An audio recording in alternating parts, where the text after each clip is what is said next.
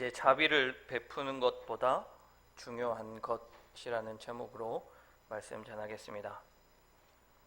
말씀에 들어가기 앞서 먼저 여름 성경학교를 위해서 기도해 주시고 도와주신 성도님들께 감사드립니다. 모든 일정들이 마무리되는 가운데 아직도 우리 아이들이 옥상에서 물놀이를 하고 있습니다. 그래서 우리 선생님들 중 몇 분이 아이들과 함께 아직도 끝나지 않은 성경학교를 진행하고 있습니다. 우리 선생님들이 올해 특히 많이 고생을 하셨는데요. 이렇게 만나면 수고했다고 이렇게 좀 격려해 주시면 우리 선생님들에게 더 많은 힘이 되리라 생각됩니다. 한 처녀가 시집을 갈 나이가 되어서 이제 신랑을 구했습니다.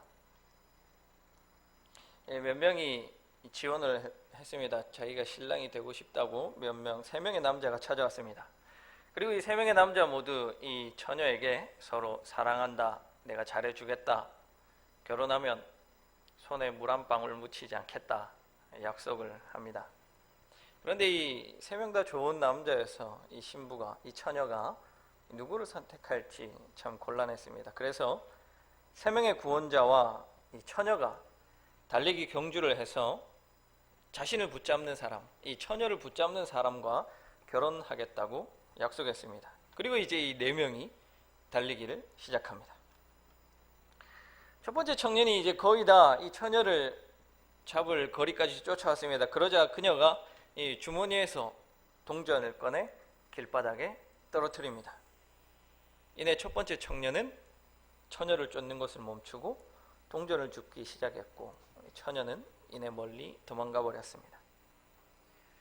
두 번째 청년이 그녀를 가까이 쫓아오기 시작했고, 이번에 처녀는 훨씬 더 많은 돈을 길가에 떨어뜨렸습니다. 그런데 이내 이 청년 역시 돈을 줍느라 그녀를 놓쳐버렸습니다. 이제 마지막 청년이 처녀를 거의 잡기에 이르렀고, 그녀는 가지고 있는 모든 돈을 땅에 뿌렸습니다. 그러나 이 구원자는 돈을 줍지 않고 계속해서 달려가 처녀를 잡았고 마침내 결혼하게 되었습니다. 이 짧은 예화에서 우리가 한 가지 얻는 교훈이 있습니다.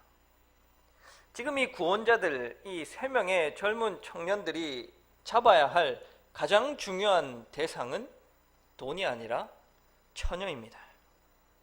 그런데 그들은 처녀가 아닌 다른 곳에 관심을 가지고 처녀보다 돈을 더 좋아하기 시작할 때 잡아야 할 대상은 멀리 달아나 버렸습니다. 첫 2명의 이 청년은 왜 자신이 이 처녀를 쫓고 있는지 그 사실을, 그 목적을 잊어버렸습니다. 처녀를 잡아야 한다는 그 목적을 상실해 버렸던 것이지요. 또한 처녀와 돈 사이에 우선순위를 설정할 때 이 2명의 남자는 잘못 우선순위를 설정했습니다. 그래서 결국에는 최종적으로 잡아야 할 목표, 그것을 잡을 수 없었고 또 이루어내야 할 그 결과를 얻을 수 없었습니다. 그러나 3번째 남자는 다른 곳에 눈길 주지 않고 오직 그 처녀만 바라보고 쫓아갔을 때 그 처녀를 잡을 수 있었고 마침내 가장 좋은 결과를 얻을 수 있었습니다. 여러분, 우리의 인생에 있어서 우리가 쫓아가야 하고 쟁취해야 할 목적은, 목표는 무엇입니까? 여러분의 삶에서 가장 높은 곳에 우선순위를 두고 추구하며 살아가고 있는 그것은 무엇입니까? 어떤 사람은 돈을 보고 달려갑니다. 어떤 사람은 사랑을 위해서 달려갑니다. 또 어떤 사람은 자녀들의 행복, 자녀들이 성공하는 것을 위해서 달려가는 부모도 있습니다. 또 어떤 사람은 그저 자신의 이 커리어, 명예, 자신의 이 직장에서의 성공, 이것을 놓고 그것만을 위해서 열심히 달려가는 그런 사람도 있습니다. 여러분에게 우선순위, 삶을 이끌어가는 최고의 목표는 무엇입니까? 도대체 무엇이 여러분들의 삶 한가운데 가장 중앙에 자리 잡고 있습니까? 여러분들이 추구하는 그 한복판에는 도대체 무엇이 있습니까? 누군가에게 있어서 가장 중요한 무엇, 삶에 있어서 가장 꼭대기에 있는 그 목표, 우선순위, 바로 그것에 사람은 영향을 받고 살아가며 바로 그 목표 때문에 자신의 인생이 바뀌는 것을 경험하게 됩니다. 그런데 놀랍게도 예수 믿는 우리도 우리 인생의 가장 높은 우선순위, 목표, 내가 세운 그것, 하나님 보시기에도 괜찮은 것입니까? 지난주 백승복 집사님께서 좋은 큐티 나눔 해주셨습니다. 그때 말씀하신 것이 우상숭배의 위험을 깨달았다라고 말씀하셨습니다. 우상숭배라는 것은 하나님이 아닌 다른 어떤 것을 하나님보다 더 많이 사랑하는 것이 우상숭배라고 말했습니다. 구약시대에는 하나님보다 바알을 더 많이 사랑했고 애국과 바벨론 같은 이 강대국들을 하나님보다 더 많이 의지했고 악한 왕들은 하나님의 권세와 하나님의 능력을 의지하기보다는 자신의 군대의 숫자, 백성들의 숫자, 그것을 의지했습니다. 그것 모두가 하나님 앞에 우상숭배가 됩니다. 하나님께서 가장 싫어하시는 죄, 우상숭배입니다.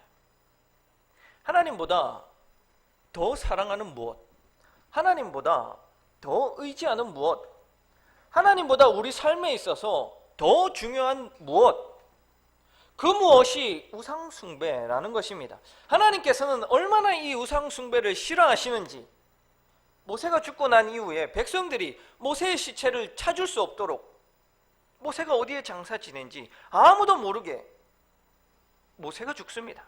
왜요? 모세의 시체 가지고 백성들이 우상숭배할까봐. 하나님은 그렇게 모세조차도 우상숭배가 될까봐 그 시체마저 없애버린 그런 하나님이십니다. 여러분, 이런 하나님은 불의한 하나님입니까?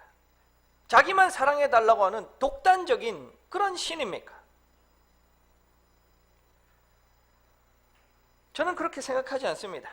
하나님은 오직 자신을 경배하고 사랑해야 하는 그런 사람들이 하나님 아닌 다른 무엇인가를 사랑한다는 것에 대해서 견딜 수 없어하고 너무나도 그 마음이 불타오르는, 너무나도 안타까운 심정을 바라보고 있는 그런 우리를 향한 하나님의 마음이 느껴지시지 않습니까?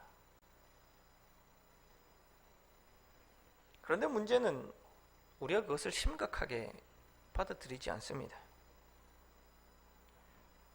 그것이 심각한 범죄이고 하나님께서 미워하시는 우상숭배라고 말해도 더 이상 슬퍼하지 않습니다.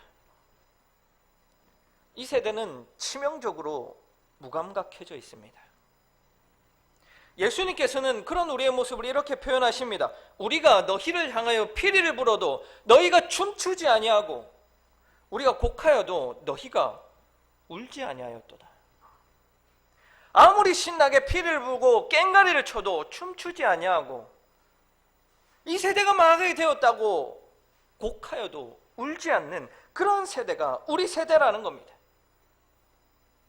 아무리 심각하게 우리의 행동들이 우상숭배고 하나님께서 싫어하시는 것이라고 하나님의 말씀을 전해도 더 이상 그것에 우리는 심각하게 받아들이지 않습니다. 여러분, 가장 무서운 것은 우리가 죄를 짓는 그것도 무섭지만 죄를 짓는 나의 모습을 심각하게 받아들이지 않는 그것이 더 무서운 겁니다. 이제 더 이상 하나님의 말씀을 통한 그 약발이 통하지 않는 거예요. 우리에게 내성이 생겨버린 겁니다. 죄에 대해서 내성이 생겨야 할 텐데 우리가 말씀에 대해서 내성이 생겨버린 겁니다. 하나님의 말씀을 우리가 들을 때 몸이 더 이상 반응하지 않습니다.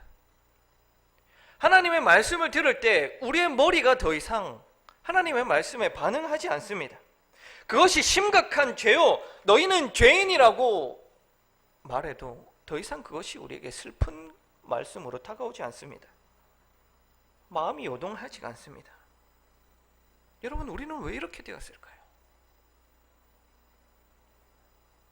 우리는 매일같이 찬송하고 매일같이 예배드리고 매일같이 말씀 묵상하는데 왜 우리는 하나님의 말씀에 더 이상 반응하지 않은 것일까요? 우리는 매일같이 우상숭배의 죄를 지으면서 살아가고 있음에도 불구하고 왜 우리의 입술에서는 회개가 터지지 않는 걸까요? 우리의 신앙에 문제가 있습니다. 빨간불이 들어왔습니다. 우리의 신앙의 문제, 도대체 그것이 무엇입니까? 하나님의 말씀에 반응하지 못하게 하는 그 무엇이 무엇입니까? 오늘 말씀을 통해 우리가 그것을 한번 찾아보고 깨달아보고 알아보는 그런 시간이 되기를 원합니다. 오늘 본문은 우리가 잘 아는 내용입니다. 예수님께서 예루살렘으로 올라가시던 길에 일어났던 이야기입니다. 누가복음 9장 51절에 따르면 예수님께서 예루살렘을 향하여 올라가기로 결심하셨다라고 말합니다. 그리고 53절에서 예루살렘으로 향하여 그 순례를 시작하십니다. 실제로 이 10장 말씀을 보면 13절에 나오는 도시들, 이 고라신, 벳세다 이런 도시들은 다 갈릴리 근처에 있는 도시들입니다. 예수님께서는 바로 이 갈릴리 근처에서부터 시작해서 예루살렘으로 올라가고 있는 여정 중에 일어난 일을 기록한 것이 바로 이 누가복음 10장입니다. 그리고 25절부터 나오는 선한 사마리아인의 비유를 보면 이 선한 사람, 여기에 나오는 이 모든 주인공들이 예루살렘으로부터 여리고로 내려가고 있다고 표현하고 있습니다. 이러한 예수님의 비유를 보면 아마 이 비유를 하실 때쯤엔 여리고 또 혹은 예루살렘 근처까지 오셨던 것으로 보입니다. 그리고 마침내 오늘 말씀에 이르면 예수님은 예루살렘의 바로 근처인 베다니까지 이르렀습니다. 베다니에는 예수님과 관련된 두 가정이 나옵니다. 한 가정은 나병이 걸린 바리새인, 누구죠? 아무도 모르시나요? 시몬입니다. 시몬.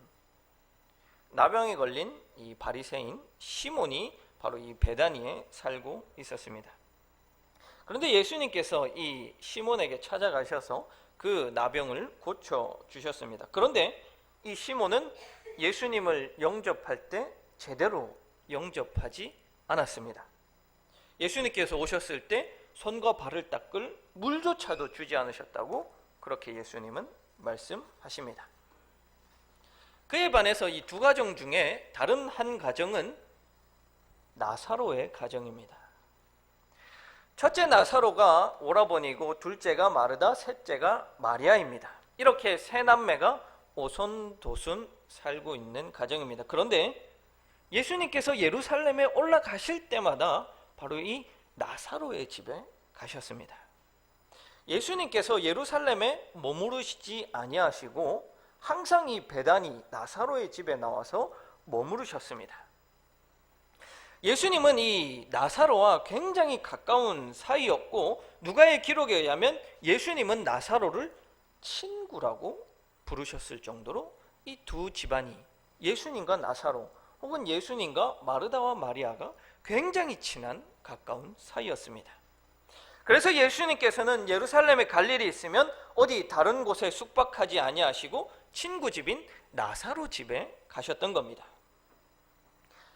이제 예수님께서 오셨습니다. 그러자 예수님이 오시는데 이 마르다와 마리아가 이 두 자매가 어떻게 예수님을 대접하지 않을 수가 있겠습니까? 하다못해 우리도 목사님이 신방 오신다 그러면 원래 하지도 않는 막 잡채도 만들고 또 찌짐도 굽고 또 1년에 한 번 틀지도 않는 에어컨도 틀어놓고 그렇게 정성을 다해서 준비를 합니다. 목사님이 오셔도 이 정도인데 예수님이 오신다고 하니까 이 마르다와 마리아가 얼마나 이 기쁜 마음으로 준비를 했겠습니까? 특히 마르다는 얼마나 열심히 있었는지 예수님께서 마을 입구에 오시자마자 버선발로 뛰어가서 예수님 우리 집으로 오시라고 쫓아갔던 것이 마르다입니다.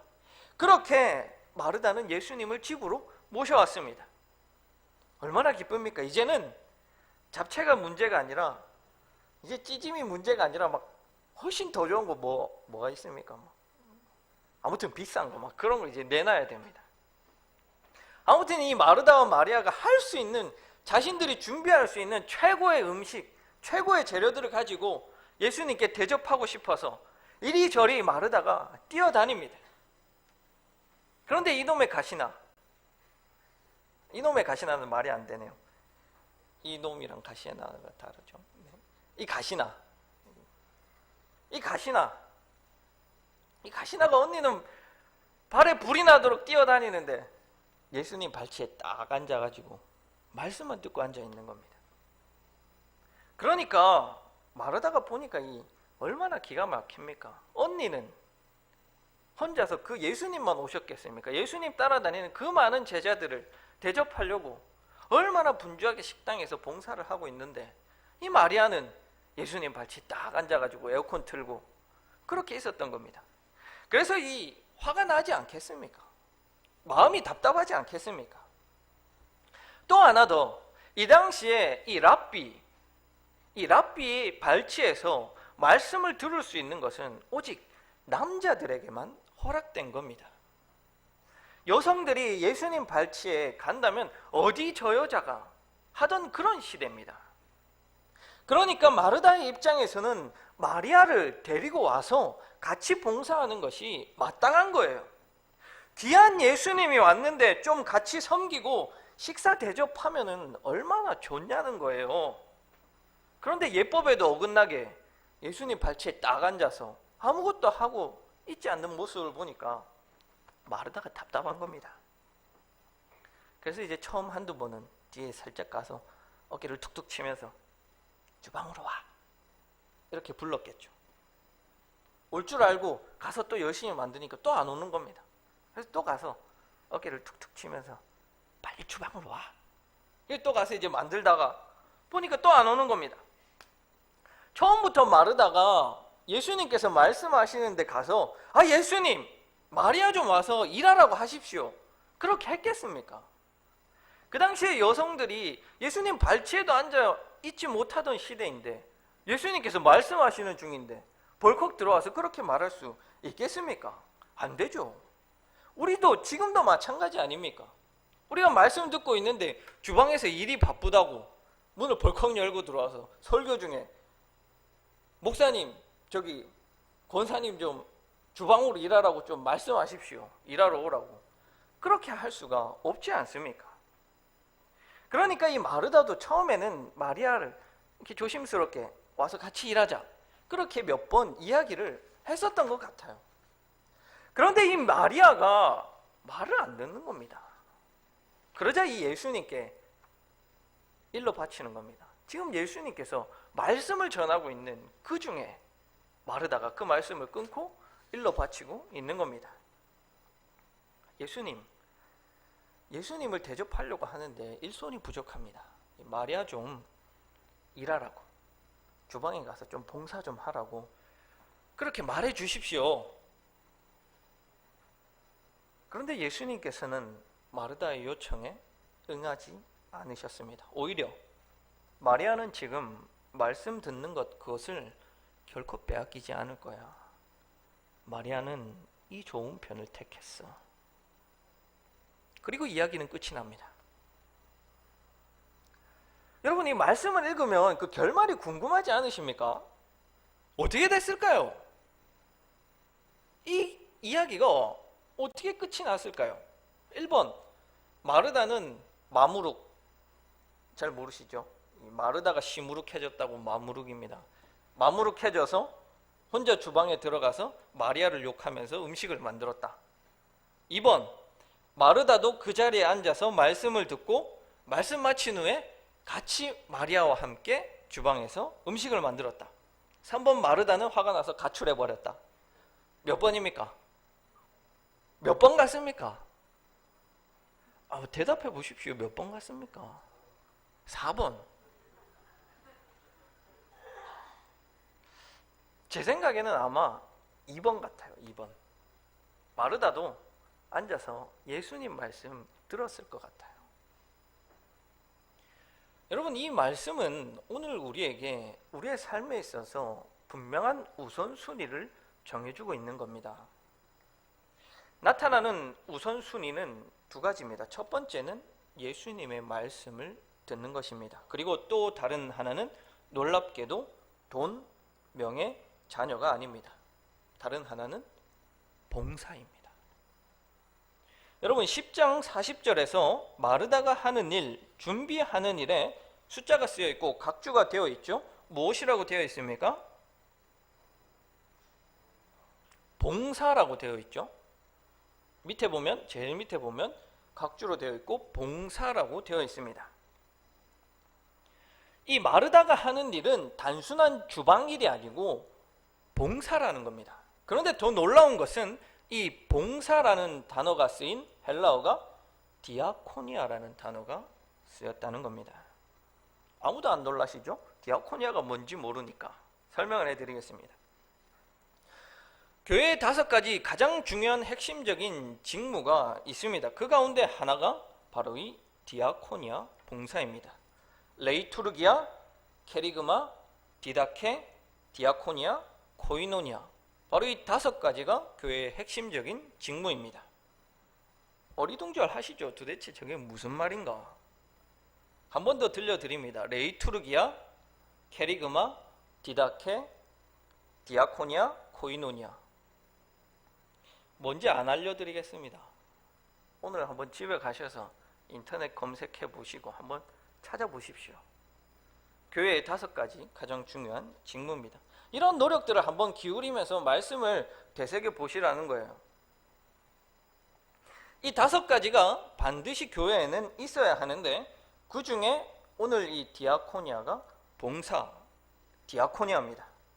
여러분, 이게 얼마나 중요한 단어냐면 신약 성경에서 디아코니아라는 의미는 사랑의 봉사를 수행하는 것을 의미합니다. 이 단어의 요점은 초대교회의 기독교회 그 공동체 교화를 위한 모든 중요한 활동을 디아코니아라고 표현합니다. 에베소서 우리 4장 11절을 한번 찾아봅시다. 에베소서 4장 11절과 12절에 이 봉사라는 단어가 어떻게 쓰이는지 한번 찾아봅시다.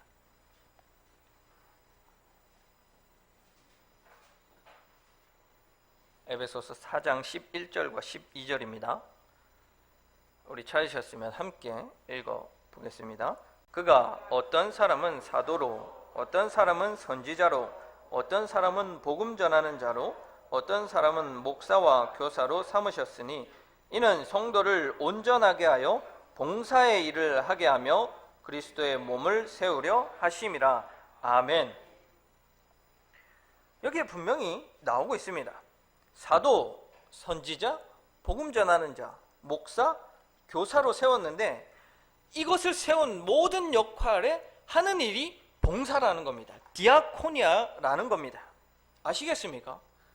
예수님은 지금 우선순위를 말씀하고 계시는데 첫 번째 말씀 듣는 것과 두 번째 디아코니아를 놓고 비교하고 계시는 거예요.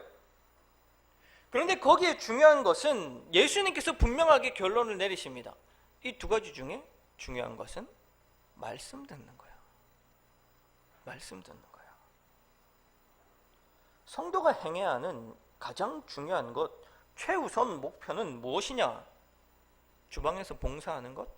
아닙니다. 교사로 어린이 섬기는 것? 아닙니다. 가장 중요한 것은 말씀 듣는 겁니다. 성도에게 가장 중요한 것은 무엇이냐? 예배 드리는 거라는 겁니다. 말씀 듣는 시간이라는 거예요. 하나님 만나는 이 시간이 가장 중요하다는 거예요. 그것은 디아코니아, 봉사보다도 훨씬 중요한 것이라는 겁니다. 누가복음을 쓴 기자는 지금 그것을 이야기하고 싶어 하는 겁니다. 그래서 10장을 이렇게 구성한 겁니다. 10장 25절부터 37절, 오늘 본문 앞에는 우리가 잘 아는 비유, 선한 사마리아인 비유가 나옵니다. 예수님께서는 장황하게 이 비유를 말씀하시고 37절에서 예수님께서 명령하십니다. 가서 너도 이와 같이 하라. 너도 이와 같이 가서 이웃에게 자비를 베풀어라. 가서 너도 이와 같이 봉사하라. 가서 너도 이와 같이 이웃을 섬겨라. 그렇게 말씀하십니다. 그리고 오늘 마르다와 마리아 이야기가 이어지는데, 봉사하는 것 중요하다? 그런데 그것보다 더 중요한 것이 있는데, 그것은 말씀 듣는 거다. 10장이 이렇게 구성되어 있는 겁니다.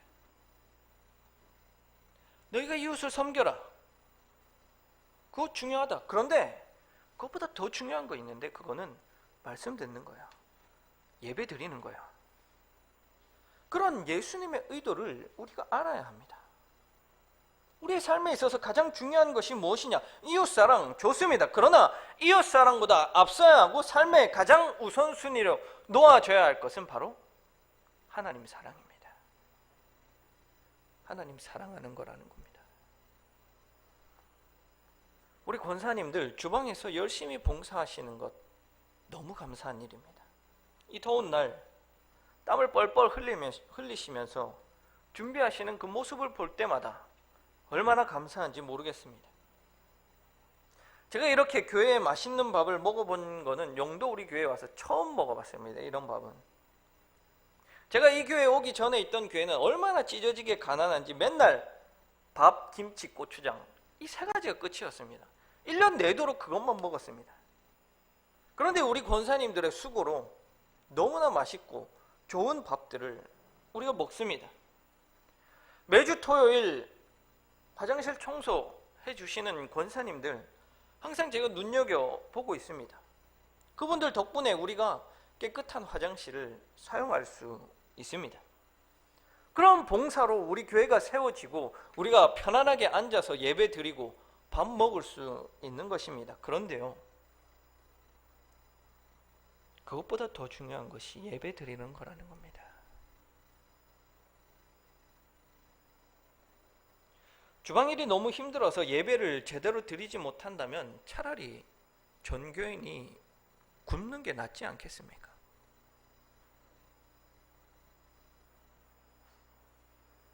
내가 점심 먹지 아니하고 다른 이가 온전하게 예배를 드릴 수 있다면 차라리 그게 낫지 않겠습니까? 교회의 어떤 봉사 때문에 예배를 드리지 못한다면 그 봉사 하지 않는 게 낫지 않겠습니까? 예배의 중요성은 우리가 그렇게 쉽게 내팽겨칠 만한 그런 것이 결코 아닙니다. 예수님은, 바울은 지금 그런 봉사보다도 말씀 듣고 예배 드리는 것이 훨씬 중요하다고 우리에게 말해주고 있는 겁니다. 그런데 우리는 너무나 쉽게 자신의 삶에서 예배라는 것의 우선순위를 저 뒤에 머물러 놓습니다. 우리가 자녀들의 신앙교육 했던 것을 한번 생각해 봅시다. 그래, 공부가 먼저지. 그래, 네가 취업하고 좋은 회사 들어가는 게 먼저지. 그래, 네 생활이 먼저지. 네가 좋아하는 거 하는 게 먼저지. 그렇게 가르치지 않으셨습니까? 그런데 오늘 예수님께서는 그것을 단호하게 거부하십니다. 너 지금도 이북 땅에서는 예배 드리다가 잡혀서 생체 실험을 당하고 찬송 한번 부르다가 잡혀서 총살을 당하면서도 어떻게든 예배 한번 드리려고 그 땅굴을 파서 그 속에서 예배 드리고 그렇게 살아가고 있는데, 우리는 그런 열정도 없고 그런 믿음도 다 잃어버린 것은 아닙니까? 마치 주일날 예배 한번 빠지면 죽는 것처럼 그렇게 부모님에게 배우고 자라왔는데 이제는 예배 한번 빠져도 괜찮더라. 예배 한번 빠져도 아무 일도 일어나지 않더라. 우리는 너무나 그것에 익숙해져 버린 것은 아닙니까? 예수님을 섬기고 교회를 위한 봉사보다 말씀 듣고 예배 드리는 게 중요하다고 예수님은 분명히 오늘 말씀을 통해 우리에게 들려주십니다. 여러분, 이제 우리의 우선순위를 다시 설정해야 되지 않겠습니까? 죄송한 말입니다만 그 정도 결단 없이 예수 믿기로 하셨다면 잘못 시작하셨습니다. 예수 믿는다는 것은 그렇게 설렁설렁해서 되는 일이 아닙니다. 예수를 믿기로 시작했다는 것은 우리의 목숨을 걸을 수 있다는 겁니다. 예수 때문에, 예수님께 예배드리는 이 한순간 때문에, 예수님을 찬양하는 것을 포기하지 못해서 우리의 목숨을 걸 수 있다는 것을 의미하는 겁니다. 여러분, 믿음과 신앙을, 예배를 그런 값싼 은혜로 전락시키지 마십시오. 여러분, 예배를 너무나도 쉽게 나의 그런 필요와 바꾸지 마십시오. 예배의 가치는 결코 그렇게 값싼 것이 아닙니다.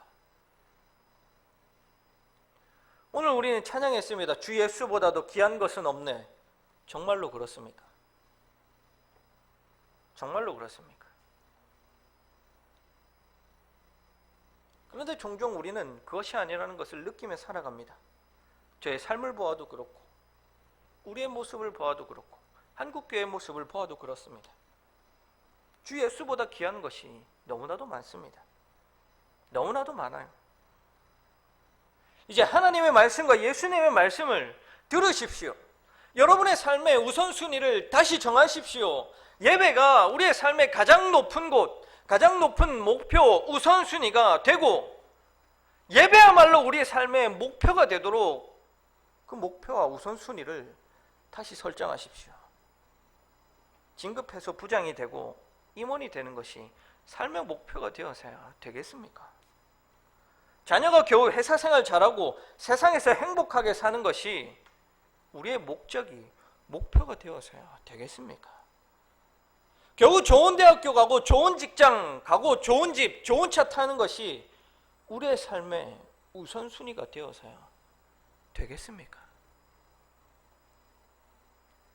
예수님은 분명하게 말씀하십니다.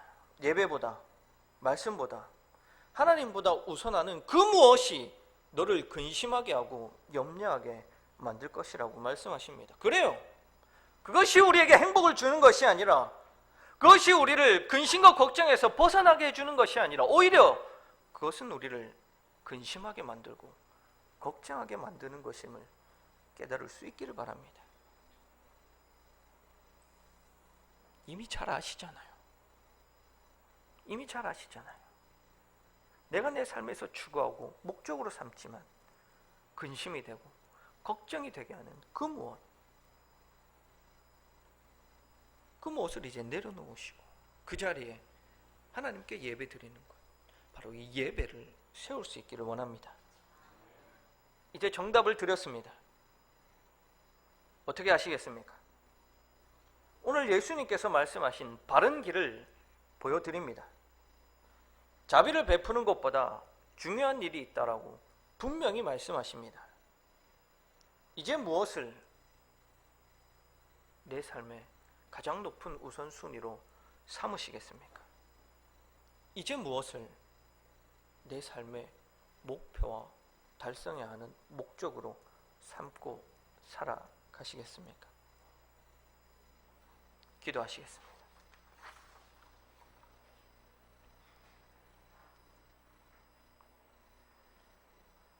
사랑 은혜가 풍성하신 하나님, 우리의 삶의 목표가, 우리의 삶의 목적이 하나님께서 찾으시는 그 예배자가 되기 원한다는 고백이 우리 가운데 나오길 원합니다. 다른 무엇보다 하나님께 예배 드리는 것, 말씀 듣는 것에 우리의 삶의 가치의 우선순위를 두고 그것을 위해 열심히 달려갈 수 있는 우리가 되게 하여 주시옵소서. 그럴 때 하나님께서 그 나머지의 모든 것들은 은혜로 선물로 우리에게 주심을 믿으며 살아가는 믿음의 사람들이 되게 하여 주시옵소서. 감사드리며 예수님 이름으로 기도드립니다. 아멘. 이제 담임 목사님 나오셔서 교회 소식 전해 주시겠습니다.